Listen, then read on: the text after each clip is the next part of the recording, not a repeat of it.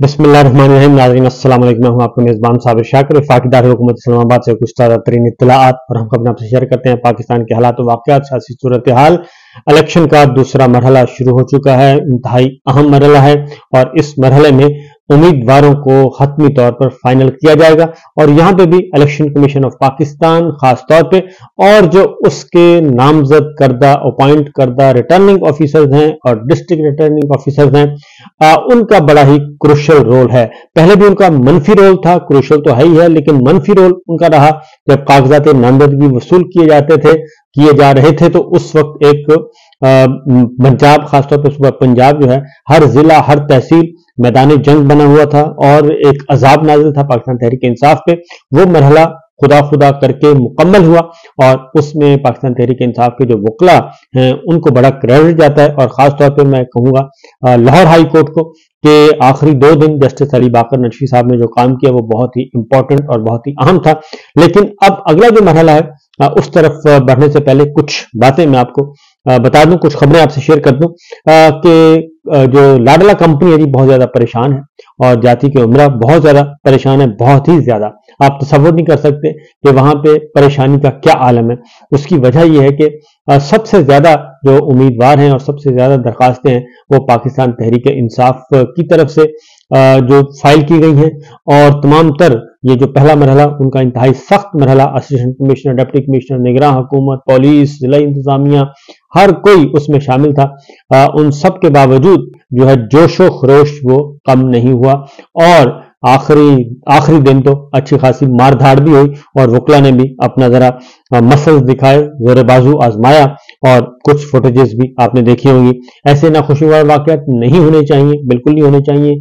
पुरअमन तौर पे जैसे माजी में इलेक्शन होते हैं, इक्का दुक्का हल्की फुल्की मौसीकी जरूर होती है, लेकिन ये जो ताकत का इस्तेमाल और ताकत के बलबूते पर गैर आईनी और गैर कानूनी इक़दामात के जरिए पूरे के पूरे इलेक्शन को सबोटाज करना और किसी भी सियासी जमात को बजोर कुव्वत इलेक्शन से बाहर करना, ये पहली दफा हमने देखा है कि रियासती जबर, हुकूमती जबर इस तरीके से नंगे अंदाज में इस्तेमाल हुआ हो, बेदरेग इस्तेमाल हुआ। बहरहाल वो एक मरहला गुजर गया। अब अगला मरहला उससे भी इंपॉर्टेंट है। उसकी तरफ बढ़ने से पहले ये बता दें कि इनके हाथ पांव क्यों फूले हुए हैं। हाथ पांव बहुत ज्यादा फूले हुए हैं, परेशान हैं और उनको पुरसाने हाल में खास तौर पे कौन है, पाकिस्तान मुस्लिम लीग नवाज और मौलाना साहब। मौलाना साहब तो खैबर पख्तूनख्वा में वो आजकल खामोश है, ज्यादा नहीं बोल रहे, लेकिन पंजाब जो है वो मुस्लिम लीग नवाज के हाथ से ऑलमोस्ट निकल चुका है और सिर्फ ऐलान होना बाकी है।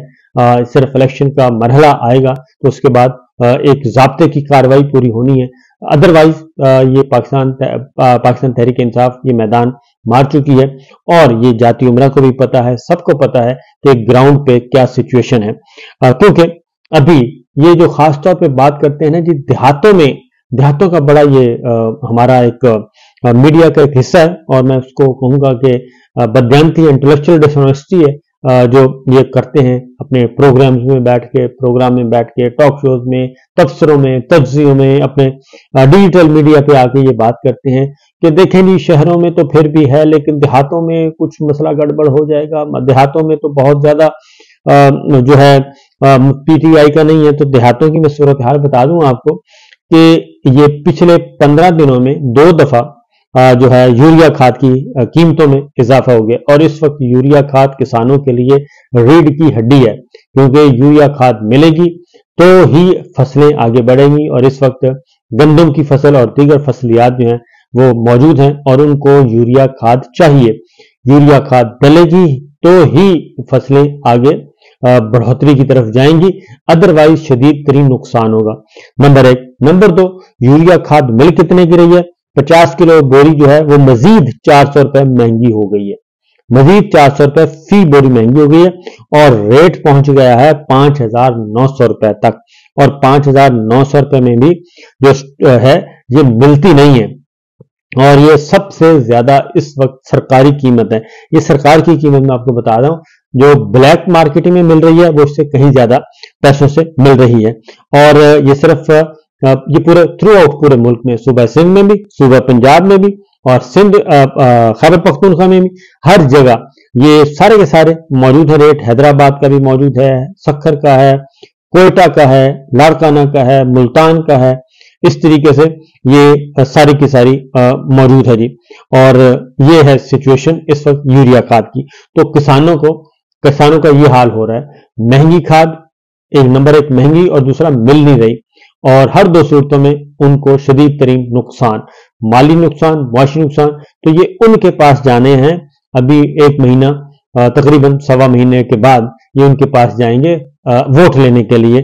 تو ان کو کسان کیا سلوک کریں گے, یہ بہت جلد آپ کو اندازہ ہو جائے گا. تو بہرحال اب آتے ہیں سچویشن کی طرف.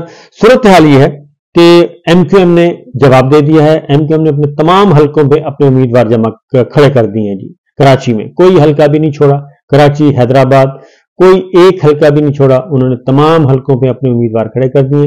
اور جو یہ کہا جا رہا تھا کہ مسلم لیگ نواز سیٹیں مانگ رہی تھی, فی الوقت انہوں نے کوئی سیٹ بھی دینے کا اندیا نہیں دیا. سیٹ ایڈجسٹمنٹ کسے کہتے ہیں؟ سیٹ ایڈجسٹمنٹ کیا کرنا چاہ رہے تھے مسلم لیگ نواز والے کہ جناب آپ ہمیں وہاں سے کراچی سے جتوا دیں, شہباز شریف صاحب کو جتوا دیں یا مریم صاحب کو جتوا دیں, یہ کہا جا رہا تھا. تو انہوں نے کہا کہ اگر وہاں سے ایک سیٹ چاہیے تو لاہور سے ایک سیٹ ہمیں دے دیں, اور ادھر 2 سیٹیں چاہیے تو ہمیں لاہور میں 2 سیٹیں دے دیں. تو یہ سیٹ ایڈجسٹمنٹ اس طرح ہوگا, اس طرح نہیں ہوگا یک طرفہ طور پہ. لہذا وہ کام ہوا. اس کے بعد بلوچستان عوامی پارٹی, باپ پارٹی نے بھی اپنے تمام امیدوار اناؤنس کر دی ہیں, صوبائی نشستوں پہ بھی اور قومی اسمبلی کے نشستوں پہ بھی انہوں نے اناؤنس بھی کر دی ہیں. انہوں نے نامینیٹ کر دی کہ یہ ہمارے کینڈیڈیٹ ہیں. یہ مسئلہ ساری تفصیل موجود ہے. تو بلوچستان عوامی پارٹی, باپ پارٹی کے ساتھ بھی معاملات ختم ہو گئے ہیں, اور وہاں پہ بھی کوئی چانس نہیں مل رہا ان کو. اس کے بعد آ جائیں آپ جی ڈی اے نے بھی اپنے امیدوار کھڑے کر دی ہیں. یہ پیر پگاڑا صاحب ہیں, انہوں نے بھی, اور ان کے ساتھ بھی ابھی تک کوئی دال نہیں گل رہی. اب رہ جاتے ہیں مولانا فضل الرحمان صاحب. تو مولانا فضل الرحمان صاحب تو ان سے بھی زیادہ سخت لیتھل ہیں, اور دیکھتے ہیں آگے ہوتا ہے کیا. اس کے بعد یہ سب سے بڑا جو تھا تحریک استحکام پاکستان پارٹی کے ساتھ معاملہ تھا. تو استحکام پاکستان پارٹی نے 18 قومی اسمبلی کی نشستوں پہ اپنے امیدوار کھڑے کر دیے, 40 صوبائی اسمبلیوں کی نشستوں پہ اپنے امیدوار کھڑے کر دیے. لہذا وہ اس سے کم پہ راضی نہیں ہوں گے, 18 سیٹیں اور 40 سیٹیں صوبائی. تو یہ ہے اس وقت مسلم لیگ نواز کی صورتحال کہ ان کو جو کہا جا رہا تھا کہ جناب بس وہ زبردستی, آپ کو معلوم ہے کہ میں نے پہلے جب وہ بلایا تھا ایم کیو ایم والوں کو, زبردستی حکم ہوا تھا کہ جناب سلطنت جو ہے جاتی عمرہ کی سلطنت وہاں پہ حاضری دے, اور حاضری دے کے میاں صاحب کو سب کچھ اپنا پیش کر دیں. تو وہ آئے تھے بیچارے, مصطفیٰ کمال صاحب, خالد مقبول صدیقی صاحب آئے تھے, اور ان کا خیال تھا کہ کوئی عزت شزت کے ساتھ ہمیں ریسیو کیا جائے گا, لیکن وہاں پہ تو ماحول ہی کچھ اور تھا.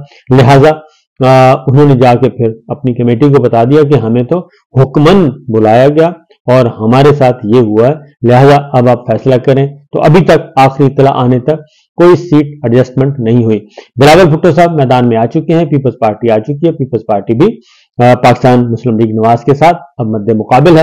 اور جو بلاول بھٹو صاحب کی تقریریں ہیں اس سے ظاہر ہو رہا ہے کہ معاملات کوئی اچھے نہیں ہیں مسلم لیگ نواز کو. انہوں نے اب وہ پیار محبت والا جو ایک چل رہا تھا ہنی مون پیریڈ الیکشن سے پہلے, وہ ختم ہو گیا ہے.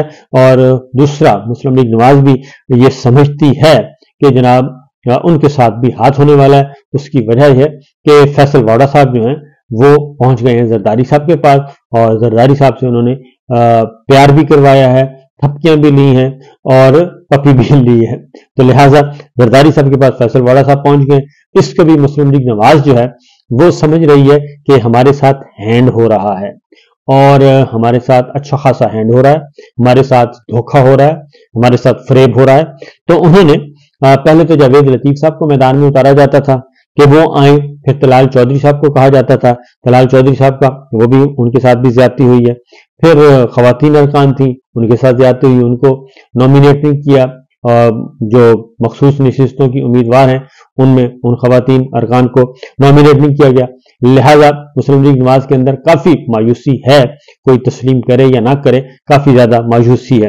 اور اب اس مایوسی کے عالم میں ہو کیا رہا ہے؟ ہو یہ رہا ہے کہ اب دوبارہ سے جناب افواج پاکستان کو اور اس کی لیڈرشپ کو دوبارہ دھمکیاں دینا شروع کر دی ہیں، اور دھمکیاں دے رہے ہیں استاد محترم عرفان صدیقی صاحب، انتہائی سینئر جو ہیں، استاد بھی ہیں، پولیٹیشنز بھی ہیں، سب کچھ ہیں، سینیٹر بھی ہیں، اور برج کا رول بھی ادا کر رہے ہیں۔ تو عرفان صدیقی صاحب کی گفتگو سنیے، اس سے آپ کو اندازہ ہو جائے گا کہ یہ ہو کیا رہا ہے۔ اس کے بعد پھر ہم آپ کو مزید کچھ بتائیں گے۔ پہلے عرفان صدیقی صاحب کی 2 منٹ کی گفتگو ہے، وہ ضرور سن لیجئے۔ اس کے بعد میں بتاؤں گا کہ یہ گفتگو کرنے کی ان کو ضرورت کیوں محسوس ہوئی۔ 9 مئی سے جو معاملات 9 مئی کی شام کو اور 10 مئی کو رقم ہوئے، 7 ماہ سے زیادہ کا عرصہ گزر جانے کے باوجود ابھی تک ان معاملات کے بارے میں کوئی چیز سامنے نہیں آ رہی، عوام کو بتایا نہیں جا رہا، عوام کو کانفیڈنس پہ نہیں لیا جا رہا۔ تحقیقات کا ایک حصہ مکمل ہو چکا، فوج کے 18 سینئر آفیسر گھر بھیجے جا چکے۔ تو یہ جو کنفیوژن ہے نا اس وقت، کہ نہ تو ہم 9 مئی کو آشکارا کر رہے ہیں تاکہ یہ جو پولیٹیکل پارٹی کا اس وقت وہ سمجھتے ہیں کہ ہم صرف ایک پولیٹیکل پارٹی ہیں، کیا وہ صرف ایک پولیٹیکل پارٹی ہے، یا یہ ہے کہ وہ شام کو تو کور کمانڈر کا گھر جلاتی ہیں اور صبح کہتی ہیں جی ہمیں لیول پلینگ فیلڈ چاہیے۔ یہ فیصلہ ہو جانا چاہیے کہ اگر 9 مئی ہے تو وہ کس کے ذمہ ہے، اور اگر وہ کسی کے ذمہ نہیں ہے اور اس پہ ہم نے مٹی ڈالنی ہے تو اعلان کر دیا جائے۔ ایک تو ہے انڈیویجولز، ایک ہے جماعت اگر سفر کر رہی ہے اور اس کے پیچھے اس کے کچھ جرائم ہیں یا اس کے کچھ اقدامات ہیں تو ان کا تعین ہو جانا چاہیے۔ چند افراد کو جیل میں ڈالنا ایک الگ چیز ہے۔ تعین کون کرے گا؟ تعین کرنے والے ادارے ہیں، حکومتیں ہیں۔ پہلے 3 ماہ تقریباً ہماری پی ڈی ایم کی حکومت رہی ہے، اس نے اس میں کوئی پیش رفت نہیں کی۔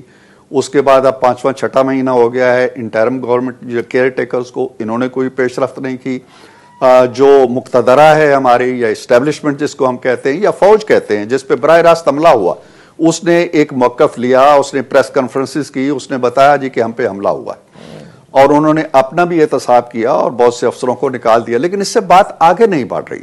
تو جب بات آگے نہیں بڑھتی ہے تو پوری سوسائٹی کے اوپر بے یقینی کی تلوار تنی رہتی ہے۔ تو آپ کھل کر کہیں کہ مقتدرہ اور ای سی پی مل کر کے تحریک انصاف کو کل عدم پارٹی قرار دے دیں۔ میں یہ چاہتا ہوں کہ اگر کوئی کسی پہ کوئی الزام ہے تو اس الزام کا سراغ لگائیں، تحقیق کریں۔ پارٹی کا ایک لیڈر ہے، جب وہ تو انڈیویجول تو سزا بھگت رہے ہیں اور پارٹی الیکشن لڑ رہی ہے پورے تمطراق کے ساتھ، یہ نہیں ہو سکتا۔ یا تو آپ یہ کہہ دیں نا، یہ کہہ دیں جی کہ یہ بھول چوک تھی، 9 مئی کو جو کچھ ہوا یہ سادگی تھی، معصومیت تھی، غلطی میں ہو گیا۔ یہ آپ نے دیکھا جی، عرفان صدیقی صاحب بڑی سوچ سمجھ کے گفتگو کرتے ہیں، اور میاں صاحب سے پوچھے بغیر گفتگو نہیں کرتے، اور مریم صاحبہ سے پوچھے بغیر گفتگو نہیں کرتے۔ یہ جو پالیسی ہے وہ لے کر آتے ہیں، اور یہ میسج کنوے کر رہے تھے کہ جناب 9 مئی، کیونکہ یہ 9 مئی سے نکل ہی نہیں رہی یہ پارٹی، اور 9 مئی کا سب سے زیادہ فائدہ اٹھانے والی کون سی جماعت ہے؟ مسلم لیگ نواز۔ اور سب سے زیادہ نقصان کس کو ہوا؟ پاکستان تحریک انصاف کو۔ اور یہ ہوا کیوں تھا 9 مئی؟ کیونکہ پنجاب اور خیبر پختونخوا کے انتخابات 14 مئی کو ہونے تھے، اور سپریم کورٹ آف پاکستان یہ حکم دے چکی تھی، اور 14 مئی کے بعد توہین عدالت کی کارروائی شروع ہونی تھی۔ کس کے خلاف ہونی تھی؟ شہباز شریف صاحب کے خلاف ہونی تھی، اسحاق ڈار صاحب کے خلاف ہونی تھی، کیونکہ اسحاق ڈار صاحب نے پیسے نہیں دیے، انکار کر دیا۔ خواجہ آصف صاحب کے خلاف ہونی تھی، وزیر دفاع، انہوں نے سیکورٹی نہیں دی۔ وزیر داخلہ رانا صاحب کے خلاف ہونی تھی، انہوں نے سیکورٹی نہیں دی۔ اور الیکشن کمیشن آف پاکستان کے خلاف کارروائی ہونی تھی۔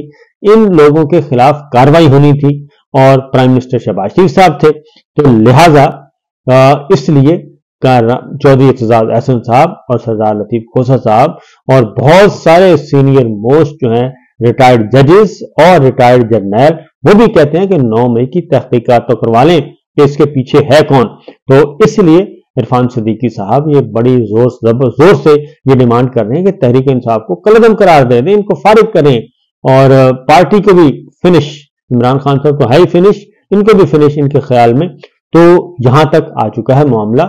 اب یہ کہتے ہیں کہ ہمارے لیے میدان بالکل خالی کروا دیا جائے، اور ہم ہوں، صرف ہم ہوں، ہمارے صرف 11 کھلاڑی ہوں فٹ بال میں، اور ہم جائیں اور خود ہی گول کریں اور خود ہی امپائر بن کے اناؤنس کر دیں اور خود ہی سب کچھ کر دیں اور خود ہی میچ جیت جائیں، تو یہ ممکن نہیں ہے۔ اجازت دیجیے، اللہ حافظ۔